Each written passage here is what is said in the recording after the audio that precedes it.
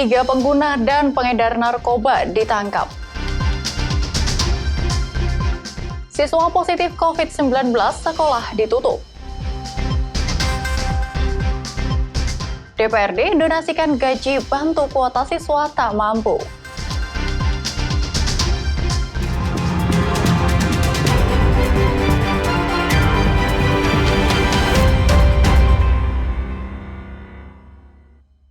Kompas Pekalongan hari ini hadir dengan beragam informasi penting dan menarik, baik dari Pekalongan maupun sekitarnya. Selain ketiga berita tadi, berita tentang kebakaran yang menghanguskan 3 toko kelontong dan berita lainnya akan mengisi Kompas Pekalongan hari ini. Saya Nisa Sayuta, inilah Kompas Pekalongan selengkapnya di Kompas TV Independen Terpercaya.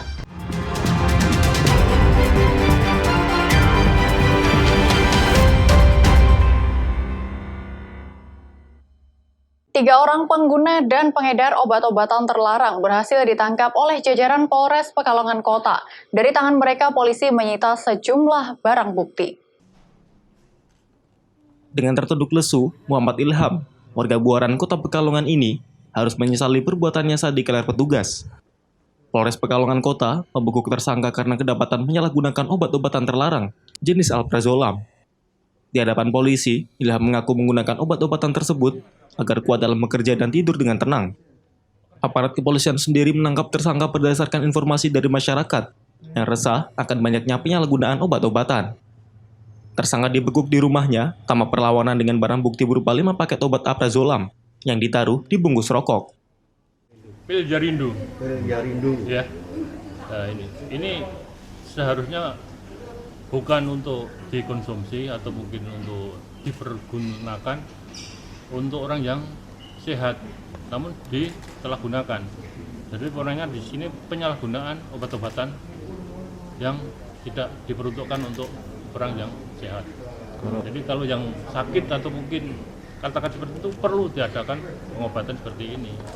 Tapi ini udah orang yang sehat kerja, tapi untuk dampak lainnya lah untuk penggunaan seperti ini. Selain Ilham, polisi juga mengamankan 2 tersangka lain dengan kasus yang sama. Namun salah satunya ialah pengedar. Mereka akan dijerat dengan Undang-Undang Kesehatan dengan ancaman maksimal hukuman hingga 15 tahun penjara. Ari Himawan, Kompas TV, Pekalongan. Kebakaran hebat melanda 3 unit toko di Kabupaten Rembang. Kobaran api dengan cepat melahap bangunan toko beserta isinya. Banyaknya bahan-bahan yang mudah terbakar di dalam toko membuat api sulit dipadamkan oleh puluhan petugas kebakaran. Si Jago Merah beraksi lagi. Kali ini di Rembang sebanyak 3 unit toko kelontong yang berada di Jalan R.A. Kartini di Kabupaten Rembang terbakar hebat Rabu siang. Kobaran api dengan cepat melahap seluruh bangunan toko beserta isinya.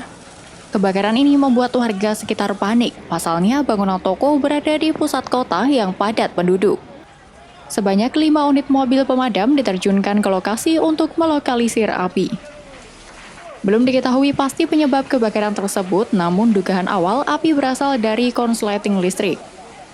Untuk menghindari aksi penjarahan, sejumlah petugas kepolisian diterjunkan ke lokasi. Sekitar jam setengah 12, langsung anak madam sudah di sini semua, 3 mobil pemadam dan 3 mobil pemasok air.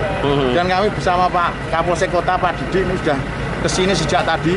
Dan mudah-mudahan kita berdoa karena ini anginnya agak kencang dan panas banter Pak ya, ini mudah-mudahan cepat padam dan mudah-mudahan cepat teratasi dari PDAM dan dari BPBD. Ini sebelah sana ada PDAM juga, dari Damkar, BPBD dan pasukan dari PDAM. Belum diketahui pasti kerugian akibat kebakaran ini, namun diperkirakan mencapai ratusan juta rupiah. Banyaknya bahan-bahan yang mudah terbakar serta tiupan angin yang kencang membuat nyala api sulit dipadamkan. Mega Nanda, Kompas TV, Kabupaten Rembang. Seorang mantan pegawai Pertamina Cilacap yang menjadi buronan selama 2 tahun atas dugaan korupsi uang pengelolaan dan pertanggungjawaban jasa pelabuhan tahun 2018 sebesar 4,3 miliar rupiah. Akhirnya berhasil ditangkap oleh tim dari Kejaksaan Negeri Cilacap. Tersangka sendiri ditangkap di daerah Sleman, Yogyakarta. Setibanya di Kejaksaan Negeri Cilacap, tersangka dugaan korupsi uang pengelolaan dan pertanggungjawaban jasa pelabuhan tahun 2018 di Pertamina Cilacap sebesar 4,3 miliar rupiah. Paulus Andrianto kini langsung dimasukkan ke dalam ruang penyidikan Jaksa Pidana Khusus. Sebelum diperiksa secara intensif, Paulus juga menjalani rapid test sesuai dengan protokol kesehatan. Tersangka Paulus Andrianto sendiri merupakan mantan senior supervisor Marine Administration Pertamina Marine Region 4 Cilacap. Selama 2 tahun yang bersangkutan menjadi buronan oleh tim Kejaksaan Negeri Cilacap karena mangkir dari panggilan pemeriksaan sebagai tersangka dan kabur dari tempat dia bekerja. Sementara kasus penyimpangannya mencuat karena adanya penagihan dari pihak sah bandar pelabuhan ke pihak Pertamina sebesar 4,3 miliar rupiah dari pembayaran sebesar 24 miliar lebih setiap tahunnya. Mencuatnya dugaan penyimpangan tersebut, Kejari setempat kemudian melakukan penyelidikan hingga menetapkan tersangka Paulus. Tersangka Paulus ditangkap di rumah keluarga istrinya di daerah Sleman, Yogyakarta. Tahun 2018, tepatnya pada bulan Mei, kemudian sampai Juni, yang bersangkutan diberi kekuasaan sebagai pemegang cash kredit untuk pengelolaan dana-dana, salah satunya dana PNBP Pelabuhan, yang dalam 1 tahun diperkirakan anggarannya sampai 24 miliar sekian, yang dengan batas limit per bulan 2 miliar 250 juta, 2,2.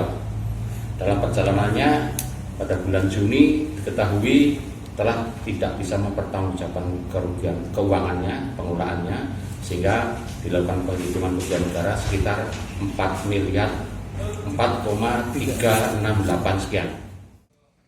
Sementara itu, kuasa hukum dari tersangka Paulus belum bisa memberikan keterangan banyak terkait kasus yang menjerat kliennya.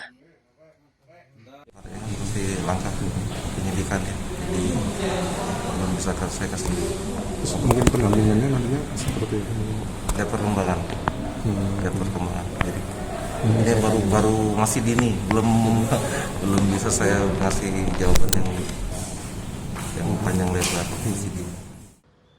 Untuk proses lebih lanjut dan mempertanggungjawabkan perbuatannya, Paulus ditahan di rumah tahanan.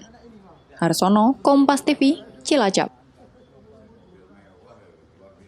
Siswa positif COVID-19 sekolah diliburkan lagi. Nantikan informasi selengkapnya setelah pariwara berikut ini.